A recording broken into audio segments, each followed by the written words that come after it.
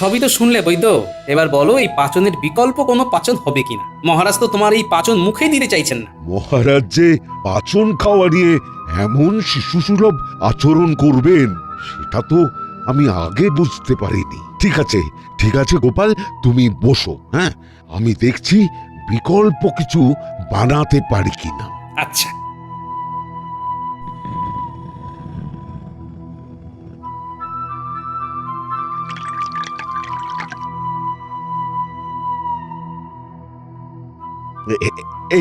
এই নাও গোপাল, এই হলো মহারাজের ওষুধ।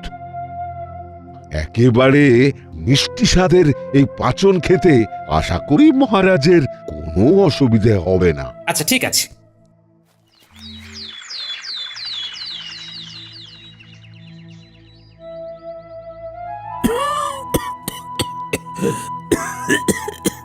রাজবৈদ্য, কেমন দেখছো?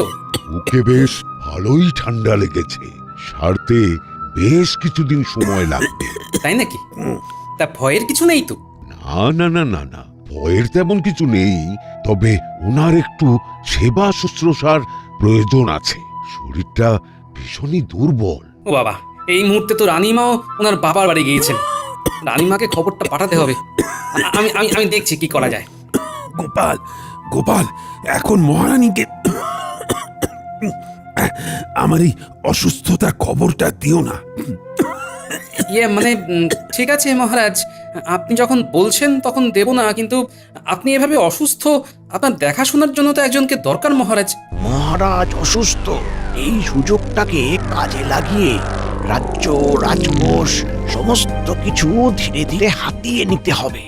এর জন্য মহারাজকে কিছুতেই সুস্থ হতে দেওয়া যাবে না। তাই আমাকেই মহারাজের দায়িত্বটা নিতে হবে। আমি মহারাজের কাছে থাকবো, আমি ওনার সেবা করব। আরে মন্ত্রী, না, তোমার থাকার প্রয়োজন নেই। খুব আছে, এ বিষয়ে আপনার কোনো কথা আমি শুনবো না মহারাজ। ব্যাপারটা কি? মন্ত্রীমশাই হঠাৎ করে মহারাজের অসুস্থতা নিয়ে এতটা চিন্তিত দেখাচ্ছেন কেন? কোনো তো একটা ব্যাপার আছেই। আচ্ছা ঠিক আছে মন্ত্রী, তুমি যখন থাকতে চাইছো তো থাকো। গোপাল, মন্ত্রী আমার সাথে থাকুক, বুঝলে? আচ্ছা মহারাজ, আপনার যেমন ইচ্ছে। দাও রাজবৈদ্য, আমাকে সমস্ত ওষুধ বুঝিয়ে দাও তো, বুঝিয়ে দাও। ওষুধ বলতে তো এই একটাই পাচন রয়েছে, এটাই সকাল বিকাল আর সন্ধে করে 1 চামচ করে খেতে হবে। ও আচ্ছা। নিন মহারাজ, বড় করে হাঁ করুন তো দেখি।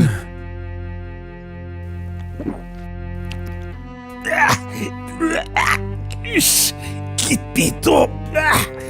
তেতো হলেও খেতে তো হবে মহারাজ, এটাই আপনার শরীরটাকে সুস্থ করে তুলবে। সারাদিনে 3 বার করে কিন্তু খেতেই হবে। আচ্ছা, আমি আছি তো, আমি খাইয়ে দেবো রোজ। আজ থেকে মহারাজের সব দায়িত্ব আমার, সাথে রাজবাড়িরও।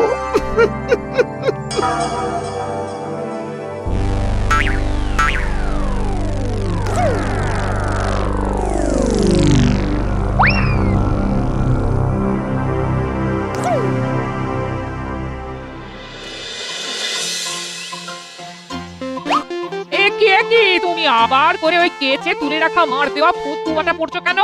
এই একটু রাজবাড়ি যাব আর কি। রাজবাড়িতে এখন? ও, তোমাকে তো বলাই হয়নি, মহারাজের শরীরটা খুব খারাপ, বুঝলে?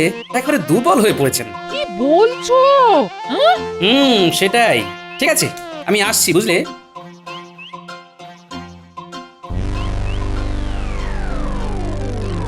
পাচন খাওয়ানোর সময় হয়ে গেছে, কিন্তু এই পাচনটা খাওয়ালে তো মহারাজ ধীরে ধীরে সুস্থ হয়ে যাবেন, কিন্তু সেটা তো কিছুতেই হতে দেওয়া যাবে না।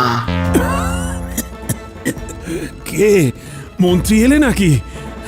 এই রে, মহারাজ তো জেগে আছেন। হ্যাঁ মহারাজ। ও, পাচন খাওয়ার সময় হয়ে গেছে না? হ্যাঁ, আপনার তো এখন পাচন খাবার সময় হয়ে গেছে মহারাজ। মন্ত্রী, আমি ওই পাচন খাবো না। এই রে, এ তো মেঘনা চাইতেই জল। মানে খাবেন না কেন মহারাজ? বড্ড তেতো ওই পাচন, আমি খাবো না মন্ত্রী, খাবো না। খাবেন না? না, ঠিক আছে, আপনার ভালো না লাগলে আপনি খাবেন না। না মানে আরে আরে কত কাশি হয়েছে। আস্তে আস্তে আস্তে। আচ্ছা আচ্ছা, আমি বরং এক কাজ করি, আপনার জন্য একটু ডাবের জল নিয়ে আসার ব্যবস্থা করি মহারাজ। ডাবের জল খেলে দেখবেন আপনার খুব ভালো লাগবে, ঠান্ডাটা আরো ভালোভাবে বুকে বসে যাবে। কি বলছেন মন্ত্রী মশাই?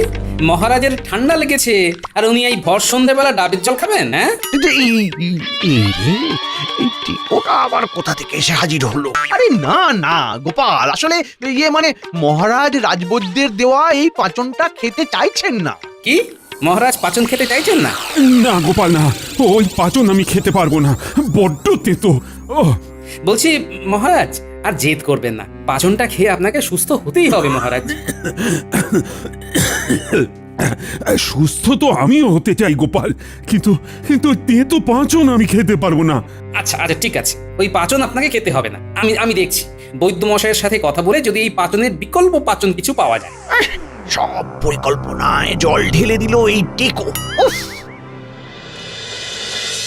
সবই তো শুনলে বৈদ্য, এবার বলো এই পাচনের বিকল্প কোনো পাচন হবে কিনা? মহারাজ তো তোমার এই পাচন মুখে দিতে চাইছেন না। মহারাজ যে পাচন খাওয়া নিয়ে এমন শিশুসুলভ আচরণ করবেন সেটা তো আমি আগে বুঝতে পারিনি। ঠিক আছে গোপাল, তুমি বসো। হ্যাঁ, আমি দেখছি বিকল্প কিছু বানাতে পারি কিনা।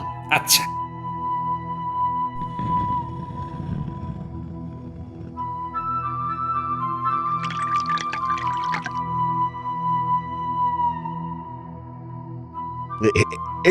এই নাও গোপাল, এই হলো মহারাজের ওষুধ।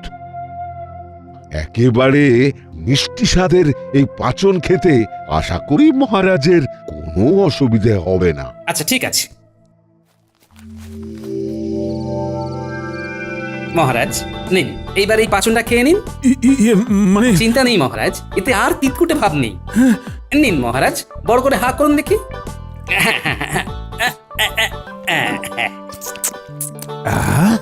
এ তো পুরো মধুর মতো মিষ্টি। মধু খাচ্ছি না পাঁচন খাচ্ছি বোঝাই যাচ্ছে না। রোজ এক ছিপি করে খেতে হবে, তাহলেই খুব তাড়াতাড়ি সুস্থ হয়ে যাবেন। কি খাবেন তো রোজ? হ্যাঁ, এত সুন্দর মিষ্টি স্বাদের পাঁচন খাবো না কেন? নিশ্চয়ই খাবো। এই রে, মহারাজ তো এই পাঁচনটা বেশ স্বাদ স্বাদ করে খেয়ে নিল। এবার আমি কি করবো? কি করবো আমি? মন্ত্রীমশাই হ্যাঁ হ্যাঁ হ্যাঁ হ্যাঁ, পাচনটা তাহলে ঠিক ঠিক সময় মতো মহারাজকে এক ছিপি করে খাইয়ে দেবেন, কেমন? আমিও যদিও ঘন ঘন আসবো, তবু বলে রাখলাম। হ্যাঁ হ্যাঁ গোপাল, গোপাল চিন্তা নেই, আমি নিজে দায়িত্ব নিয়ে মহারাজকে এই পাঁচন খাইয়ে দেব। হ্যাঁ, আপনার মনে যে কি চলছে সেটা বেশ আমি ভালোই বুঝতে পারছি। তবে আপনি যতই পরিকল্পনা করুন না কেন, আপনার সব পরিকল্পনায় আমি জল ঢালবই ঢালবো। ওই পাচনটা কিছুতেই মহারাজকে খেতে দেওয়া যাবে না। যেভাবেই হোক ওই পাচনটা আমাকে সরিয়ে ফেলতেই হবে। কিন্তু কি করব? পেয়েছি, শিশি থেকে অর্ধেকের বেশি পাঁচন ফেলে দিতে হবে, আর তারপর যাতে কেউ বুঝতে না পারে তার জন্য সমপরিমাণ জল মিশিয়ে দিতে হবে। হ্যাঁ, তাহলেই পাঁচনের সমস্ত গুণাবলী নষ্ট হয়ে যাবে আর কেউ বুঝতেও পারবে না। যাই তাড়াতাড়ি কাজটা সেরে ফেলি, যাই। মহারাজ ঘুমোচ্ছেন, এটাই সুযোগ, কাজটা তাড়াতাড়ি সেরে ফেলতে হবে। পাঁচনের শিশিটা কোথায় গেল?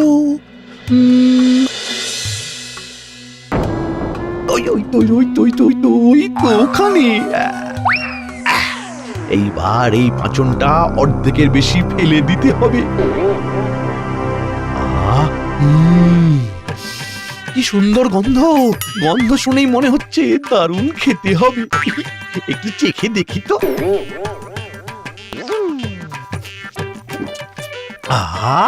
কি দারুণ স্বাদ! এত সুন্দর পাঁচন ফেলে নষ্ট করব কেন? এক কাজ করি, পাঁচনটা বরং আমি খেয়ে নি।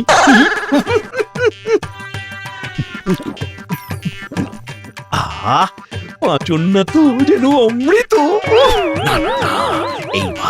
এইবার তাড়াতাড়ি জলটা মিশিয়ে দিতে হবে।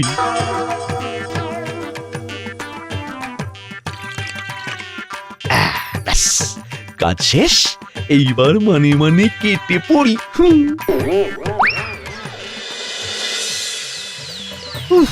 বাবারে, পেটটা কি মোচড় দিচ্ছে। উফ, মনে হচ্ছে মাঠে যেতে হবে। ওরে বাবারে, মনে হচ্ছে এখানেই হয়ে যাবে, এখানেই। তাড়াতাড়ি যাই। ওরে বাবারে। মহারাজ, আরে গোপাল যে, এসো এসো। কেমন আছেন এখন? এখন একটু ভালো আছি। ওই কালকের পাঁচন খেয়ে আগের থেকে অনেকটাই সুস্থ বোধ করছি। আজ সকালে খেয়েছেন তো? না, এখনো খাওয়া হয়নি। মন্ত্রী তো এখনো আসেইনি। কি বলছেন? মন্ত্রীমশাই এখনো আসেননি? এত বেলা হয়ে গেল, মন্ত্রীমশাই সঠিক সময় পাচনটা খেতে বলেছেন। কি যে করেন না মন্ত্রীমশাই, এই জন্য আমি কারোর উপর ভরসা করতে পারি না। দাঁড়ান মহারাজ, আমি আপনাকে পাচনটা দিচ্ছি।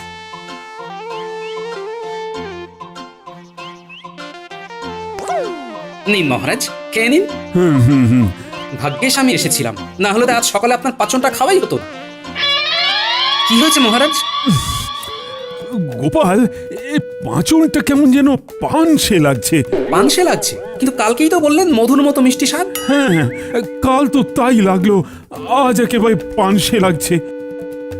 সত্যি তো, পাচনটা তো অনেক পাতলা মনে হচ্ছে। তাহলে কি কোনো কারণে পাচনটা নষ্ট হয়ে গেছে? কি জানি। না না না, এমন তো হবার কথা না। ঠিক আছে, আপনি বসুন, আমি বরং একবার পাচনটা বৈদ্যমশাইকে গিয়ে দেখিয়ে আসি।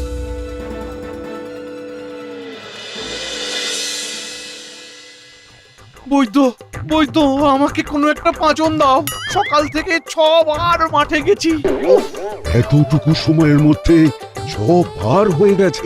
আচ্ছা, কাল রাতে কিছু উল্টো পাল্টা খেয়েছিলেন নাকি?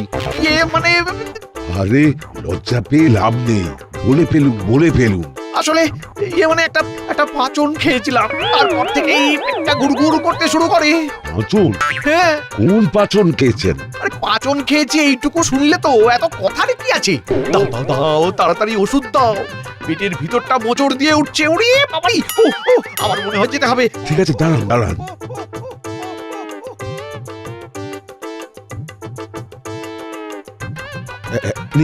নিন, এইটা খেয়ে নিন। এটা খেলেই কমে যাবে? আশা তো করি। ঠিক আছে বৈদ্য, আমি তাহলে আসছি।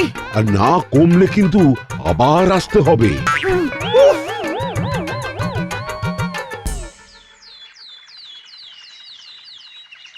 আরে, মন্ত্রীমশাই না? উনি রাজবৈদ্যর বাড়িতে কি করতে এসেছিলেন? আরে গোপাল যে, কি ব্যাপার? এই মন্ত্রীমশাই কি করতে এসেছিল? কি বলে ওই কোন পাঁচন খেয়ে পেট ছেড়ে দিয়েছে, তাই ওষুধ নিতে এসেছিল। পাচন খেয়ে পেট ছেড়ে দিয়েছে? কোন পাচন? তা তো বললো না। ছাড়ো তো ওনার কথা। মহারাজ এখন কেমন আছেন? আমি ভাবছিলামই একটু পরে মহারাজকে দেখতে যাব। আরে মহারাজের জন্যই তো এসেছি তোমার কাছে। এই যে কাল যে পাচনটা দিয়েছিলে সেটা দেখো, আজকে কেমন পাতলা হয়ে গেছে। কি পাতলা হয়ে গেছে? কই দেখি। হ্যাঁ, মহারাজও বলছেন স্বাদটা নাকি পানসে হয়ে গেছে, যেখানে কাল নাকি মধুর মতো মিষ্টি ছিল। আরে এ তো জল মেশানো হয়েছে। কি বলছো?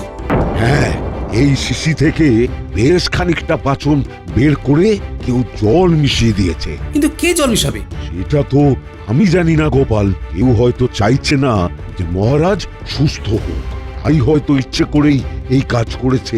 আচ্ছা, দাঁড়াও, আমি তোমাকে মহারাজের জন্য আরো একটা পাচন বানিয়ে দিই। আচ্ছা রাজবৈদ্য, আমাকে একটা কথা বলো তো, মহারাজকে তুমি যে পাচনটা তৈরি করে দিয়েছিলে সেটা যদি অন্য কেউ বেশি পরিমাণে খেয়ে ফেলে, তাহলে কি কোনো রকম সমস্যা হবে? সমস্যা হবে মানে একেবারে পেট ছেড়ে দেবে। 1 ছিপির বেশি এই পাচন কোনোভাবেই খাওয়া যাবে না। কি বলছো গোপাল? আমার পাঁচনে কেউ জল মিশিয়েছে? আগে হ্যাঁ মহারাজ, রাজবৈদ্য তাই তো আপনার জন্য নতুন করে পাচন বানিয়ে দিল। কিন্তু কে এই কাজ করতে পারে? জানি না মহারাজ, তবে যেই কাজটা করেছে কাল রাতেই করেছে। রাতে এমন কাজ কে করলো? মন্ত্রীটাও তো আজকে এলো না। কি যে হচ্ছে! মহারাজ, মন্ত্রীমশাইয়ের কোনো এক বিশেষ পাচন খেয়ে পেট খারাপ হয়েছে, তাই উনি রাজবৈদ্যর কাছে ওষুধ আনতে গিয়েছিলেন। মন্ত্রীর আবার কি হলো? জানি না, তবে রাজবৈদ্য বলল আপনার এই পাচনটা কেউ যদি ভুল করেও 1 ছিপির বেশি খেয়ে ফেলে তাহলে তার পেটের অবস্থা বেহাল হয়ে যাবে। আচ্ছা মহারাজ, আমাকে একটা কথা বলুন তো, কাল রাতে আমি চলে যাবার পর মন্ত্রীমশাই কি এখানেই ছিলেন? হ্যাঁ, এখানে তো ছিল। তারপর আমি ঘুমিয়ে পড়লাম। কখন যে চলে গেছে তারপর আমি ঠিক জানি না গোপাল। কাল রাতে আপনার পাচনে কেউ একজন জল মেশালো, আর আজ সকালে কোনো এক বিশেষ পাচন খেয়ে মন্ত্রীমশাইয়ের পেট খারাপ হলো। সবকিছু কোথাও যেন মিলে যাচ্ছে মহারাজ। তাহলে কি মন্ত্রী? কি হয়েছে মহারাজ? এইভাবে আপনার অসুস্থ শরীর নিয়ে সবাইকে আবার ডেকে পাঠালেন কেন? কারণ আছে মন্ত্রী। আজকে তোমাদের এখানে ডাকার একটাই কারণ। কি ব্যাপার? মহারাজকে দেখে মনে হচ্ছে খুব রেগে আছেন। ঘটনাটা কি? কাল রাতে তোমাদের মধ্যে কেউ একজন আমার পাঁচনে জল মিশিয়েছিল, যাতে ওই পাঁচনের গুণাবলী নষ্ট হয়ে যায়। পাচনে জলের ব্যাপারটা মহারাজ কিভাবে বুঝে গেলেন? না না না না, ব্যাপারটা সামাল দিতে হবে। তোমাদের মধ্যেই কেউ একজন এই কাজ করেছে। না না মহারাজ, আমরা কিচ্ছু করিনি মহারাজ। মহারাজ, আমার মনে হয় আপনার কোথাও ভুল হচ্ছে। কেউ কেন আপনার পাচনে জল মেশাবে? কোনো ভুল হচ্ছে না মন্ত্রী। রাজবৈদ্য নিজে বলেছে আমার পাঁচনে জল মেশানো হয়েছে। ওহো, তাই নাকি? তাহলে এই প্রহরীদের মধ্যেই কেউ একজন করেছে। হ্যাঁ, এই এই এই বল, কে করেছিস? বল মহারাজ। মহারাজ, আমাকে একদিন সময় দিন, আমি নিজে দোষীকে খুঁজে বের করব। কে করেছে সেটা জানার জন্য তোমাকে আর কষ্ট করতে হবে না মন্ত্রী। গোপাল, প্রণাম সাধু বাবা, প্রণাম। ইনি কে মহারাজ? মন্ত্রীমশাই, ইনি হলেন ভুবানন্দ বাবা। ইনি ভূত ভবিষ্যৎ সব বলে দিতে পারেন। বাবা, বাবা আপনি কিছু একটা করুন বাবা। এই রাজপ্রাসাদের মধ্যে কেউ আমার ক্ষতি করতে চাইছে। আমার সেবা যত্নের দায়িত্বে ছিল মন্ত্রী আর রাজবাড়ির প্রহরী, আর কর্মচারীরা সব সময় তো এই বাড়িতেই থাকে। তাহলে তাদের মধ্যেই কেউ আপনার ক্ষতি চায়, এটা নিশ্চিত হওয়া গেল। একজন আছে যে মহারাজের ক্ষতি চায়। বাবা, আপনি তো সব জানেন, এবার আপনিই পারেন ওই দোষীকে আমাদের সামনে এনে দিতে। এই যে, ধরা পড়ে যাবো নাকি? টিং টিং ছট ফট হা হা হা হা হা হা হা।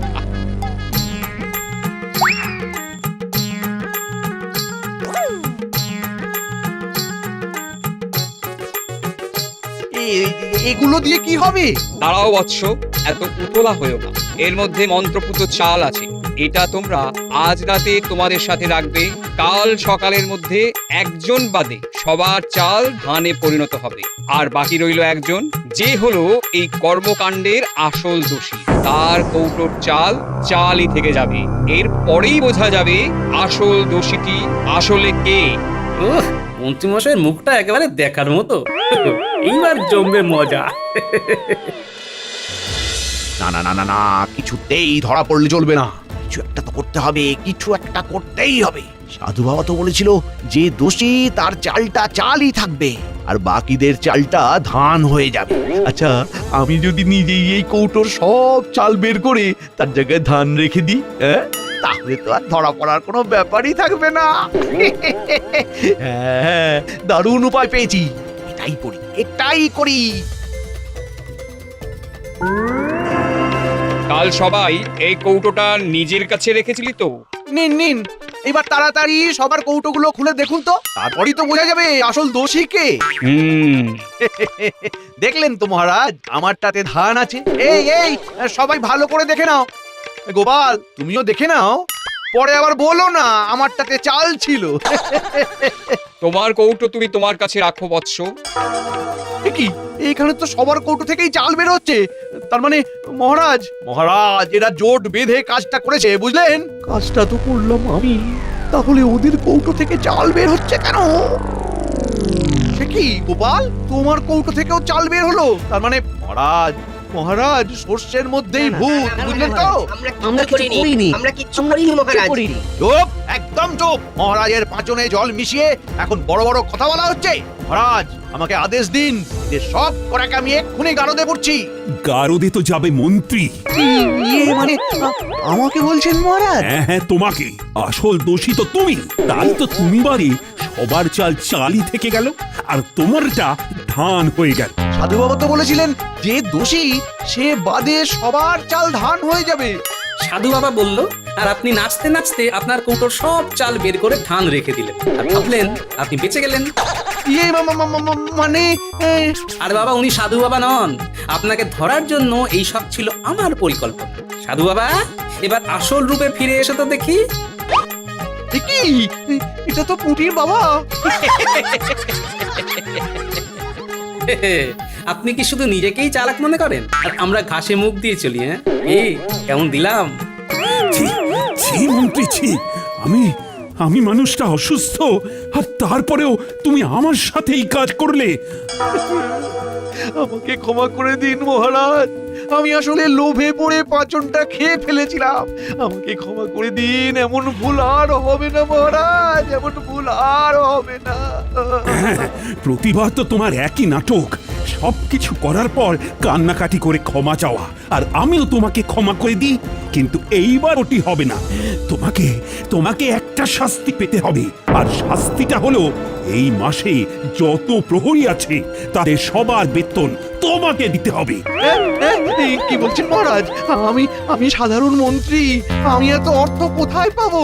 কেন, এতদিন ধরে রাজবাড়ি আছেন আর আপনার যা হাত যশ, তাতে নিশ্চয়ই আপনি রাজকোষ থেকেও মোহর সরিয়েছেন।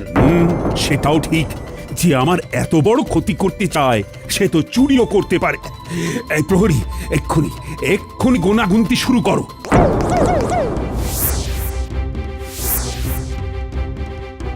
মহারাজ 570 মোহর কম পড়ছে। তার মানে তো মন্ত্রীমশাই চুরিও করেছে। ইয়ে মানে এই সব মানে টানে আমি অনেক শুনেছি। আমি যেটা বললাম সেটা যদি না পারো তাহলে কিন্তু না মহারাজ, না না, আপনি যেটা বলবেন সেটাই হবে। এই মাসের প্রহরীদের বেতন আমি দেব। মন্ত্রীমশাই, পাচন খেয়ে পেট এখন ঠিক আছে তো, নাকি আবার মাঠে ছুটবেন? হ্যাঁ,